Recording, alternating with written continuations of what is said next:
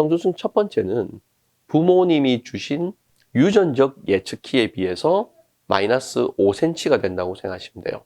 남아의 경우는 엄마 아빠 키를 더해서 더하기 13을 한 이후에 나누기 2를 하면 유전적 예측 키가 나옵니다.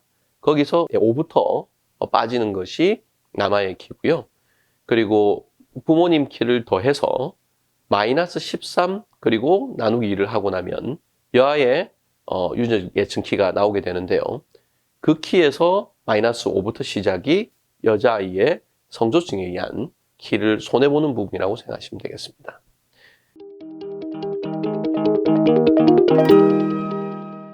안녕하십니까. 한의학 박사 심재원입니다. 자, 오늘 주제는 성조숙증입니다. 많은 부모님들께서 성조숙증 하면 좀 꺼려지는 단어라고 생각이 되는데요.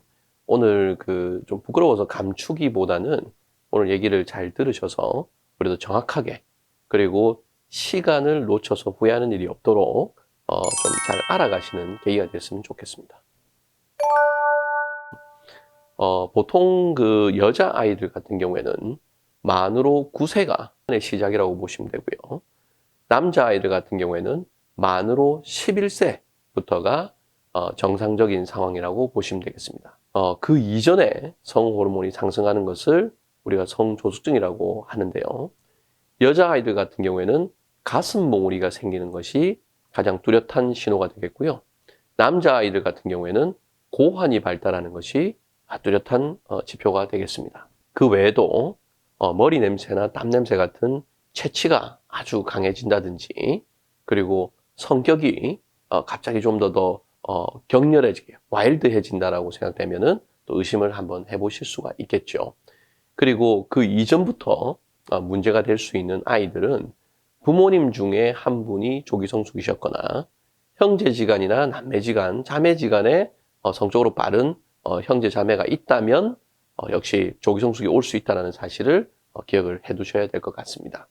그리고 근래에 들어서는 환경 호르몬이라든지, 그리고 과도한 건강기능식품을 섭취한다든지, 그리고 체중이 너무 급격하게 늘어나는지 했을 때 조기성숙이 올 수 있는 확률이 올라가니까 그 점을 주의해서 기억해 주시면 더 좋겠습니다.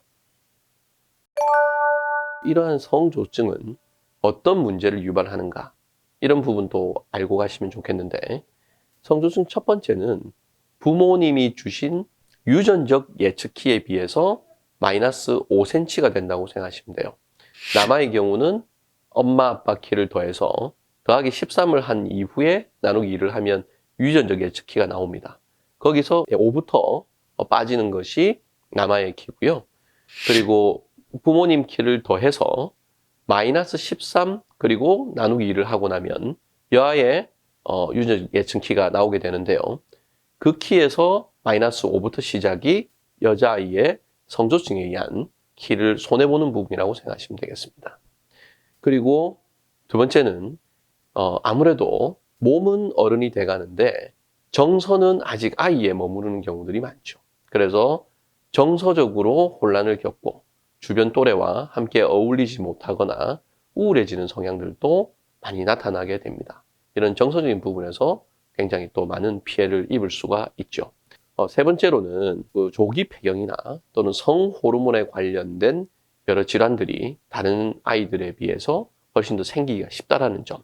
이것이 성조숙증이 가진 큰 세 가지 문제라고 보시면 되겠습니다.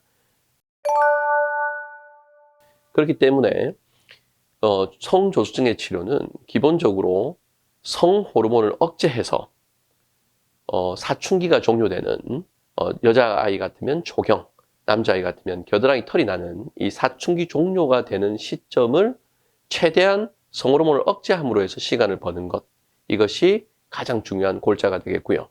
키가 제일 잘 클 수 있는 사춘기 기간 동안 번 시간만큼 최대한 키를 잘 키우게 할 수 있는 성장 치료를 함께 병행하는 것이 조기성숙의 치료법이라고 생각하시면 되겠습니다. 이를 통해서 보통 한 1년에서 1.5년 걸리는 사춘기 기간을 2.5년에서 3년까지 지연시키면서 그 기간 동안에 1년에 8에서 10cm를 키우는 것이 일반적인 성조숙증 치료의 기준이라고 생각하시면 되겠습니다. 이 헷갈릴 때가 한 번씩 있습니다. 이 성징이 시작된다라고 하는 점에서 가성 호르몬 상승 현상이라고 해서 실제 사춘기가 시작되는 것은 아니지만 가슴 몽울이가 나올 때도 있죠. 그래서 구분하기가 쉽지 않고요. 또 남자아이들 같은 경우에는 고환이 커진다고 했는데 정작 매일 살펴본다 할지라도 이 고환이 실제로 얼마나 커졌는지 눈으로 확인하기가 쉽지 않습니다. 그래서 일단 그런 징후가 보이게 된다면 혈액 검사를 통해서 성호르몬을 실제로 검사하는 것이 가장 정확하고 오해 소지가 없는 중요한 방법이라고 생각이 됩니다. 지금 우리 사춘기의 종료 시점이 우리 조부모님에 비해서는 4년, 부모님에 비해서는 2년이나 지금 빨라졌고요. 세월이 흐르면서 점점 더 사춘기의 종료 시점이 빨라지고 있습니다. 그래서 많은 아이들이 이런 성조수증에 지금 위험에 노출되고 있고 또 실제 그것 때문에 진료를 받는 아이들이 굉장히 많이 늘어났죠. 이것은 어쩔 수 없는 시대의 흐름인 것 같습니다. 그래서 이런 부분을 부끄러워하거나 감춰서 될 일은 절대로 아니라고 생각이 되고요. 혹시 이 영상을 보고 있는 아이들이 있다면 이런 일이 벌어지는 것은 누군가의 잘못도 아니고 미래가 굉장히 나빠지는 것이 아닌 충분히 대처할 수 있는 문제점이니까 너무 걱정하지 말고 한번 부모님이나 또는 선생님하고 상의를 해볼 수 있으면 좋겠습니다.